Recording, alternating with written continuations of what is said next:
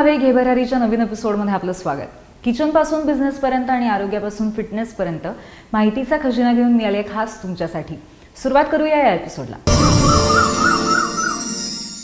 आजच्या एपिसोडमध्ये घेऊन आलोय काही खास तुमच्यासाठी.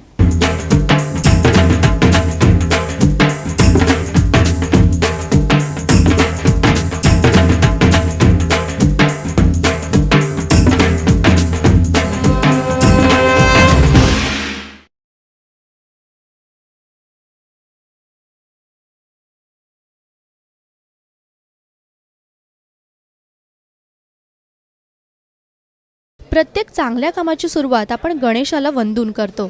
अशीच सुरुवात झाली आहे मुंबईच्या दत्तात्रय कोठूर या तरुणाच्या संकल्पनेची. त्याने त्याच्या संकल्पनेतून तयार केलाय प्लांट गणपती, ज्यातून पर्यावरणाची तर हानी होणारच नाही, त्याशिवाय आपला बाप्पा आपल्याकडे एका रोपाच्या स्वरूपात कायमस्वरूपी राहील. मागच्या वर्षी दत्तात्रयाने लाल मातीपासून गणपतीची मूर्ती तयार केली होती, जिचं तुम्ही एका कुंडीमध्ये विसर्जन करायचं आणि त्यापासून एक छान रोपटं तयार होतं, जे तुमच्याकडे कायमस्वरूपी राहू शकतं. ही नवी संकल्पना सोशल मीडियावर शेअर केल्यानंतर लोकांना इतकी आवडली की त्याला तब्बल 2 दिवसात शेकडो मेल्स आले आणि त्याहूनही जास्त फोन कॉल्स आले. ते मी एक्सपेरिमेंट 3-4 महिन्यापासून चालू होता मला. त्यानंतर मी एक्सपेरिमेंट करत गेल्यानंतर मला ते 15-20 दिवसानंतर मला त्याचा रिझल्ट भेटला होता की असा येते. ते मी त्याच्यामध्ये बिया टाकतो. ते बिया लेडी फिंगरची आपली भेंडीची आहे. ते आपली वर्ल्ड फास्टेस्ट प्लांट आहे, ते लवकर उगते. त्या मी विचार केला होता की यावर्षी आपण बिया भेंडीची टाकूया.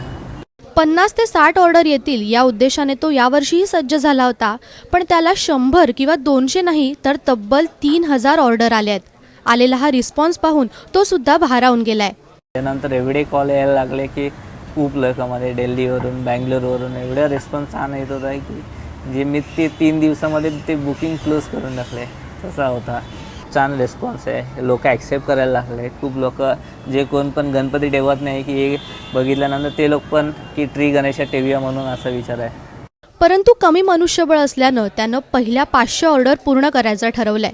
यामध्ये त्याला त्याचे काही मित्र अगदी कॉलेज नंतर ऑफिस नंतर येऊन सुद्धा मदत करतात. परंतु अनेकांना भुरळ पाडलेल्या गणेशाच्या रूपाची ऑर्डर देण्यासाठी अनेक जण त्याला त्याच्या लोअर परळच्या वर्कशॉपमध्ये येऊन किमान एक मूर्ती बनवण्याचा आग्रह नक्कीच करतात. हे पाहून त्याला समाधान तर होतच आहे, पण त्यांना मूर्ती देऊ शकत नसल्यानं तितकंच दुःखही त्याला होतंय. यावर्षी मी असं ठरवलं आहे की खूप लोकांची कंटिन्यू कॉल्स येत आहेत, तर मी बोलाय कॉल त्यांची नंबर मी सेव्ह करून ठेवलेला आहे आणि जे मेल्स आहेत त्यांना यावर्षी तर भेटत नाही आहे की पुढच्या वर्षी तुम्हाला ते चान्स भेटणार. तुमच्या ईमेल आय डी तर ड्रॉप करून ठेवा, जे पुढच्या वर्षी तुम्हाला ते नक्कीच आम्ही अपडेट करून देऊ.